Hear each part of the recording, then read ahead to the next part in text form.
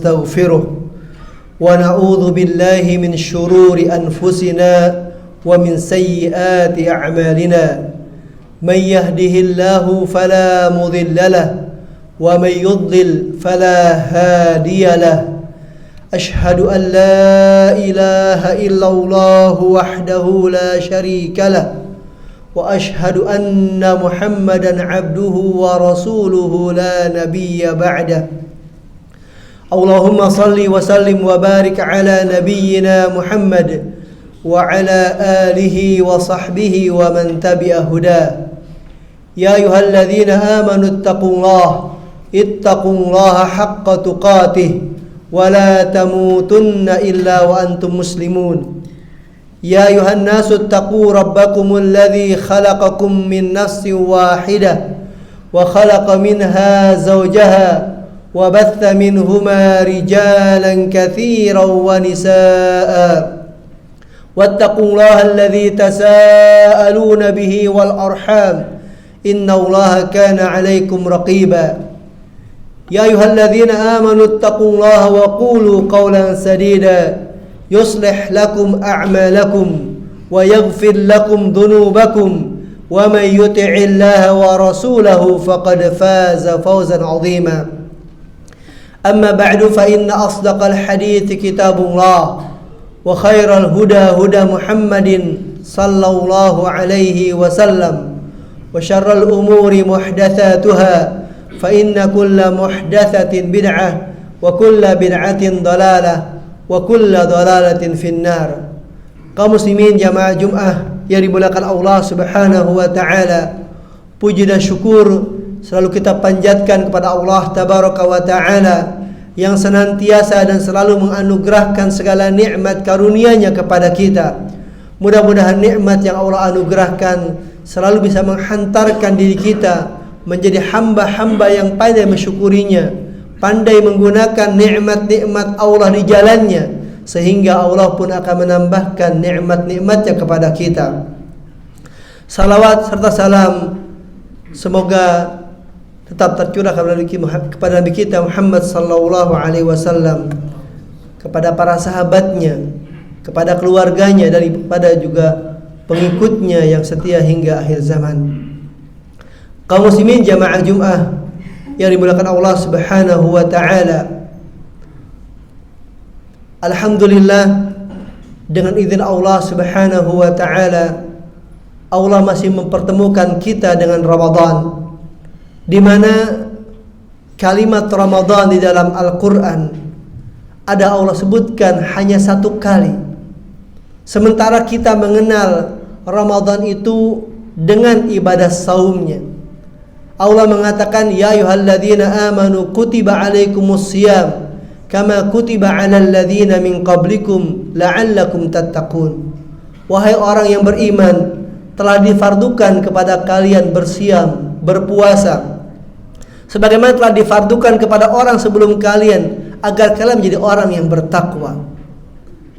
Kalau kita cermati ayat-ayat tentang ibadah siam ini dengan rentetan ayat-ayat yang ada padanya, maka sesungguhnya ibadah siam yang tadi Allah sebutkan itu, Allah tidak menyebutkan kalimat Ramadan padanya.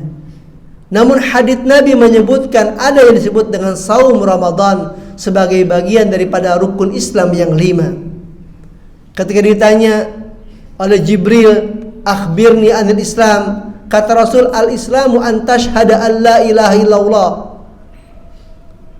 wa anna Muhammadar Rasulullah wa tuqimas salah wa tutiyaz zakah wa tasuma Ramadan wa tahujjal baita in istata'ta ilaihi sabila. Rasul ketika ditanya dan diminta oleh Jibril untuk menjelaskan Islam, Rasul menyebutkan rukun Islam yang 5, dari syahadat, salat, zakat, kemudian saum Ramadan. Jadi Ramadan disebutkan oleh Rasul SAW sebagai waktu untuk kita bersaum. Sedangkan kalau kita cermati ayat tadi tentang masalah Ramadan tersebut, Allah kaitkan dengan apa? Allah katakan syahrul Ramadan alladzi unzila fihil Qur'an. Allah sebutkan kaitan Ramadan dengan turunnya Al-Qur'an. Jadi ini sesuatu yang perlu kita cermati Padahal kewajiban saum di Ramadan, tapi Allah tidak sebutkan langsung dengan Ramadan, dengan saumnya, tapi Allah kaitkan Ramadan dengan Al-Qur'annya. Para jemaah sekalian, tentu Al-Qur'an yang Allah turunkan di bulan Ramadan tersebut, Allah katakan Syahrul Ramadan alladzi unzila fil Qur'an hudal linnas. Allah katakan Al-Qur'an sebagai huda, sebagai petunjuk. Tentu Al-Quran yang berbahasa Arab untuk bisa menjadi petunjuk bagi kita adalah kita berupaya untuk memahami kandungannya, berusaha untuk mengerti apa yang menjadi isinya. Sehingga para ulama menyebutkan ketika kita membaca Al-Quran, hendaknya bukan hanya sekedar membaca secara lafaz, namun hendaknya kita membaca secara makna. Makanya Allah katakan kitabun anzalnahu ilaika mubarak. Al-Quran merupakan kitab yang telah kami turunkan kepada engkau wahai Muhammad. Mubarakun, penuh dengan keberkahan, penuh dengan kebaikan. Liyadabbaru ayatihi waliyatadzakkaru ulul albab. Untuk ditadaburi, dimengerti makna-maknanya, dan untuk menjadi pengingat bagi orang-orang yang berfikir. Para jemaah sekalian, para ulama menyebutkan kepada kita bahwa Al-Quran yang sesungguhnya menjadi petunjuk tersebut, mereka menyebutkan akan nama-nama dari Al-Quran begitu banyak. Ada yang menyebutkan sampai puluhan, bahkan sampai ratusan. Namun dari mereka sebagiannya menggabungkan antara nama dengan sifat yang ada dalam Al-Quran.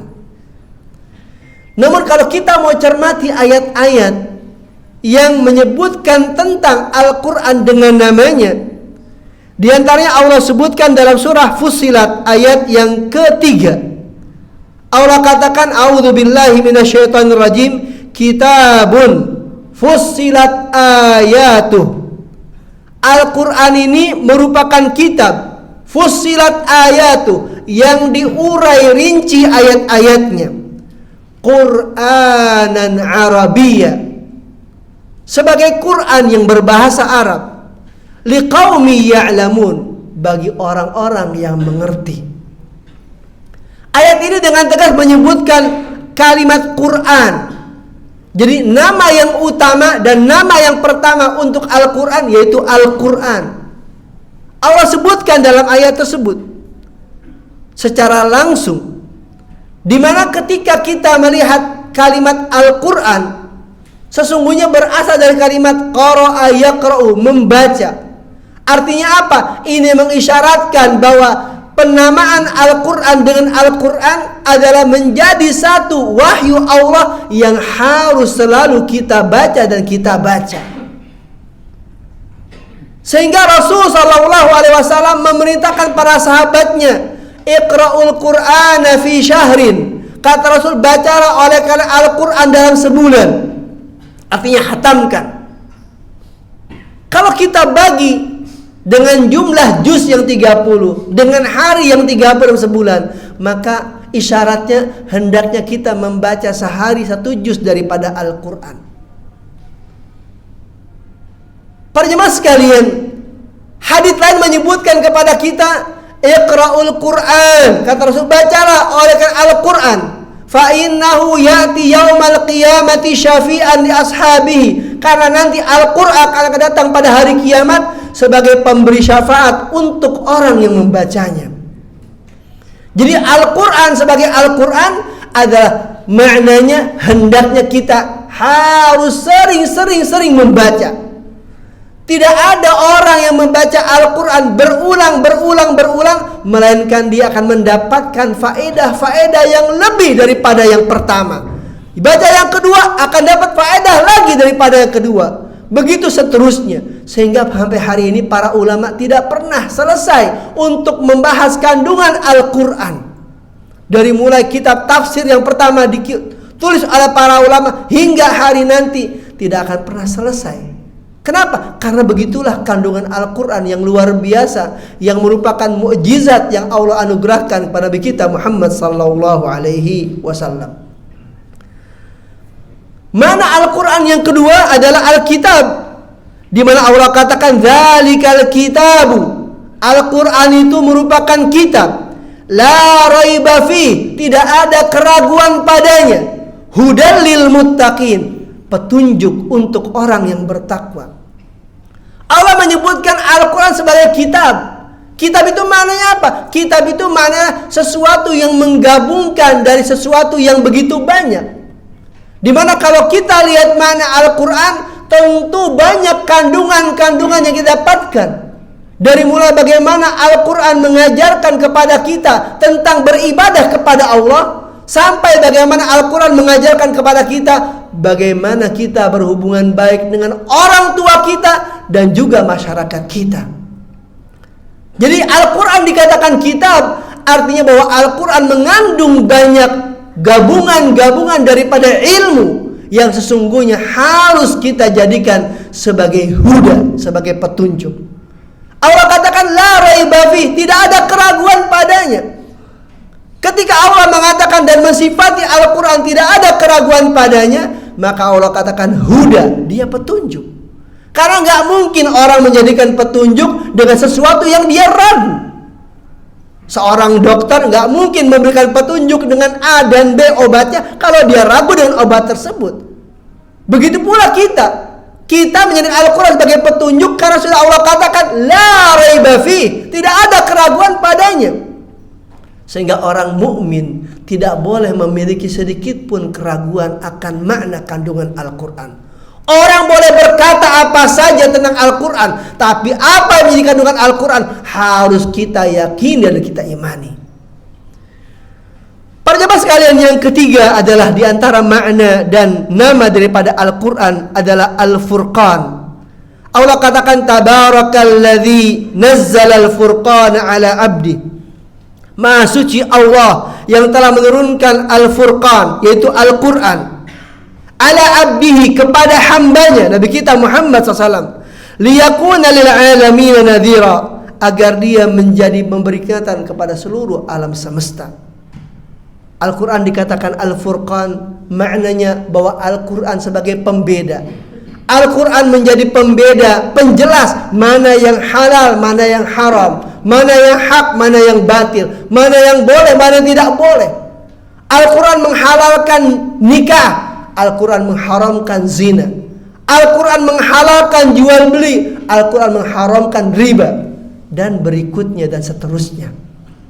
Al-Quran dikatakan Al-Furqan sebagai pembeda, sehingga dengan orang berpegang teguh pada Al-Quran, dia akan bisa membedakan mana yang baik, mana yang buruk. Kemudian yang keempat, para ulama menyebutkan bahwa di antara makna Al-Quran yaitu az-zikr.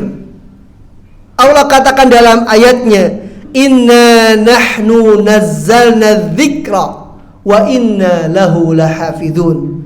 Sesungguhnya katanya kamilah, kata Allah, yang telah menurunkan az-zikra, yaitu Al-Quran. Wa inna lahu lahafizun, dan sesungguhnya kamilah yang akan menjaganya. Artinya apa? Artinya Al-Quran dikatakan az-zikr sebagai peringatan, di mana Al-Quran memberikan kepada kita banyak peringatan-peringatan.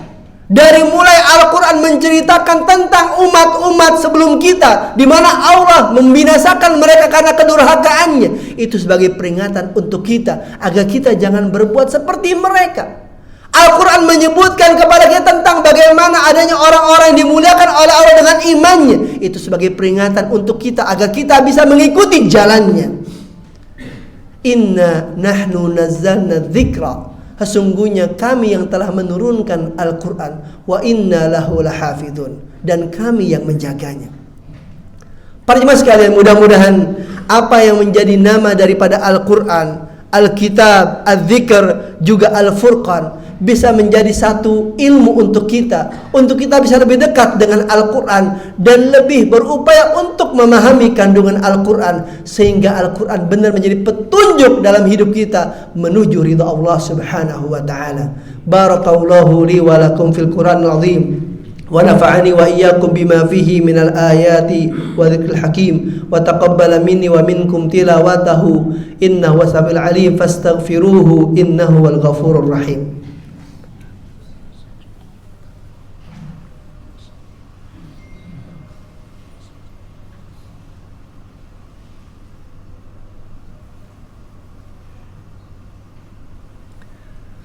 Alhamdulillahilladzi hadana lihada wa ma kunna linahtadiya laula an hadana Allah. Asyhadu an la ilaha illallah wahdahu la syarikalah wa asyhadu anna Muhammadan abduhu wa rasuluhu la nabiyya ba'da. Di ayat yang lain Allah menyebutkan bahwa di antara nama daripada Al-Qur'an yaitu An-Nur.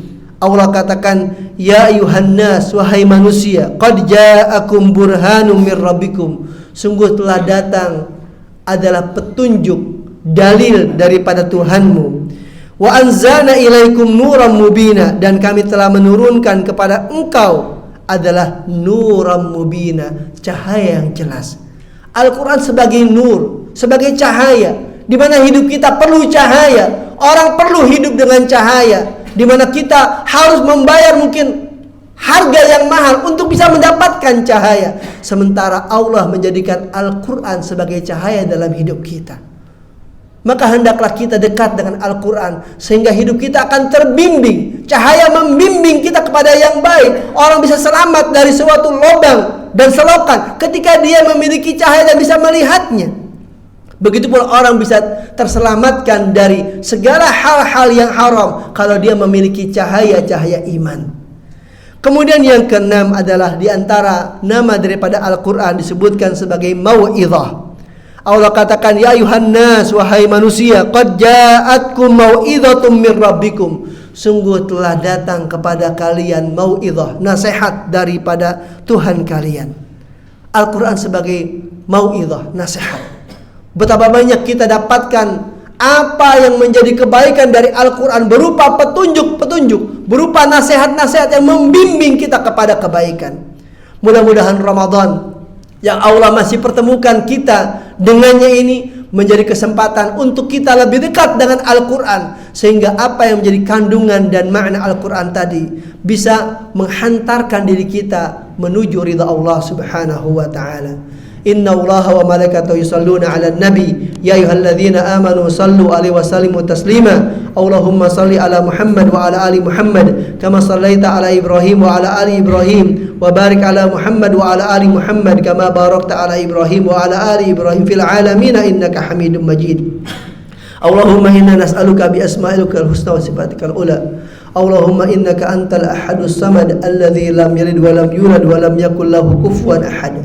Rabbana la tuzigh qulubana ba'da idh hadaitana wa hab lana min ladunka rahmah innaka antal wahhab. Rabbana hab lana min azwajina wa dhurriyyatina qurrata a'yun waj'alna lil muttaqina imama. Rabbana innana sami'na munadiyan yunadi lil imani an aminu bi rabbikum fa amanna. Rabbana faghfir lana dhunubana wa kaffir 'anna sayyi'atina wa tawaffana ma'al abrar. Rabbana innana sami'na munadiyan yunadi lil imani an aminu bi rabbikum fa amanna. Rabbana faghfir lana dhunubana wa kaffir 'anna sayyi'atina wa tawaffana ma'al abrar. Rabbana atina fid dunya hasanah wa fil akhirati hasanah wa qina adzabannar. Subhana rabbika rabbil izzati amma yasifun wa salamun alal mursalin walhamdulillahi rabbil alamin wa aqimis salah.